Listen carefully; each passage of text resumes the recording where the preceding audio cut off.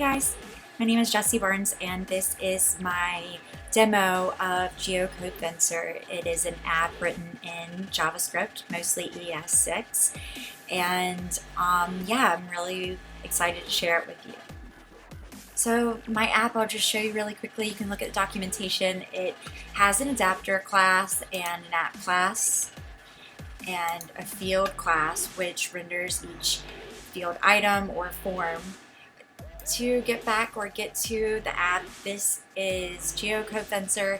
I made this as an extension of a feature that I wanted to include in my other Ruby app catalog. So in that app, I wanted to really build out, and I started to build out geocoding static Google APIs with the coordinates that the user would input. Those were static and they were on the back end and they were saved and migrated to the database, but this I really wanted to make a little more fluid, so this is actually a geocodeFencer and this is geocoding and it is asynchronous. The geocodeFencer allows you to create a field.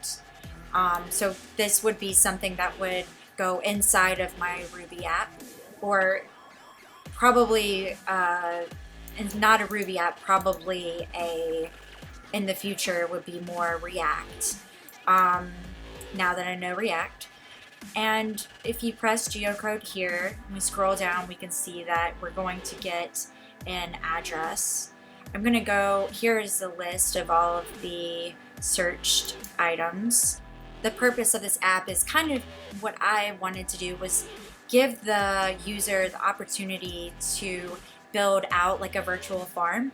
So if a farmer, like such as my dad, has fields and he has his cows in one place, he can kind of like build this digitally for himself so he can reference it and see kind of like where he has certain things, and it's more of a graphic space rather than just text.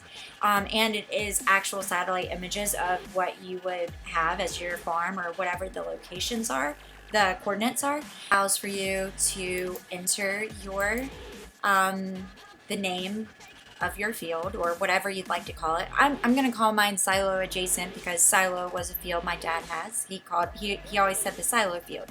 So we'll put in these, we'll go ahead and we will put in the coordinates that we like and we can do geocode.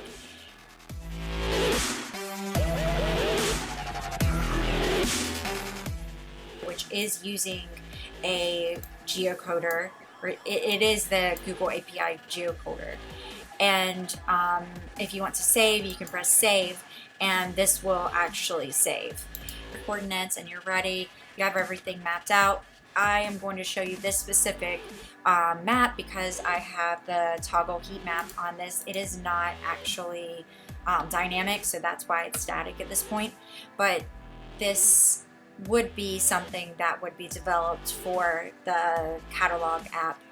So basically you could tell, a farmer could tell what is the heat of this field, is there enough rain, what's the precipitation, and then in the heat map you can change the gradient, radius, opacity.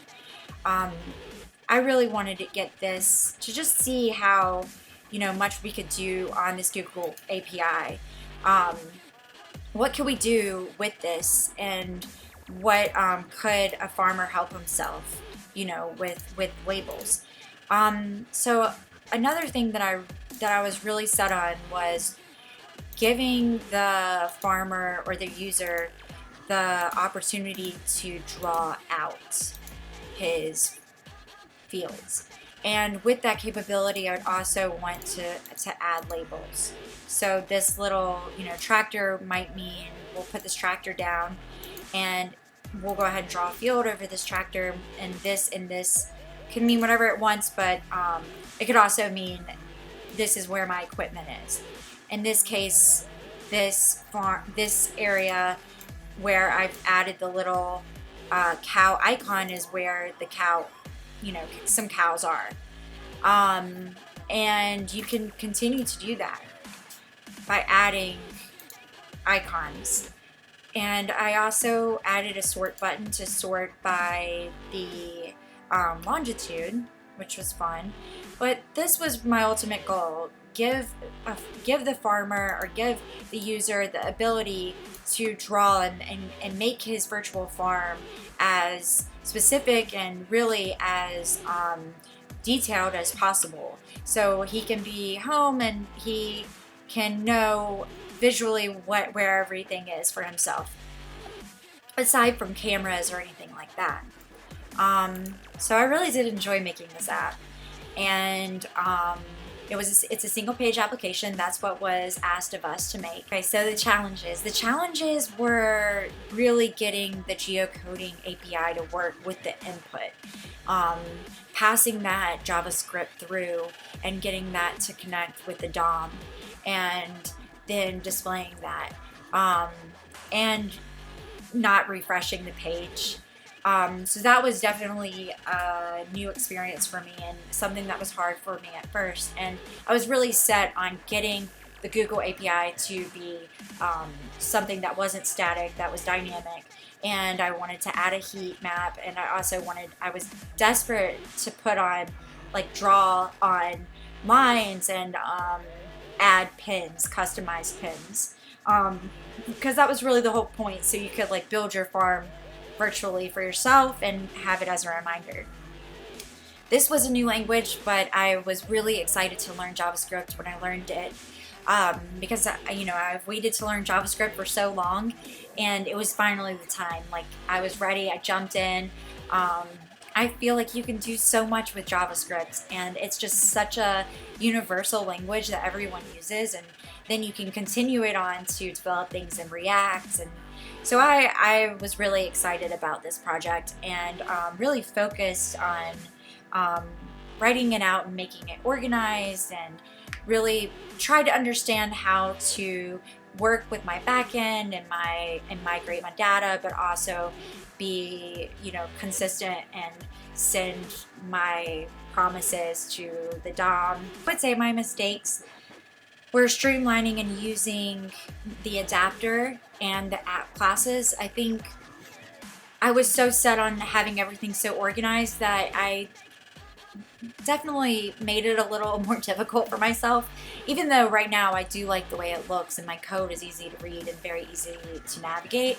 It was hard setting it up at first, but I'm okay with it as it is. For this project, I think I put a little too much pressure on myself to kind of follow this adapter model.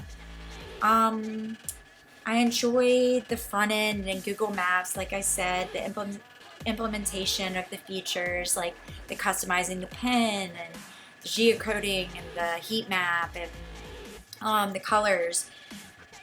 I truly integrated Bootstrap in this as well, whereas before I think I just had Bootstrap that was strictly like HTML or CSS. It wasn't really JavaScript. And this, we have JavaScript forms, and everything is implemented and integrated into the project. So I felt like very comfortable with Bootstrap at this point. And I go on to do more with Bootstrap, but I was happy that this came out clean and simple, and I was really happy with the way the look turned out.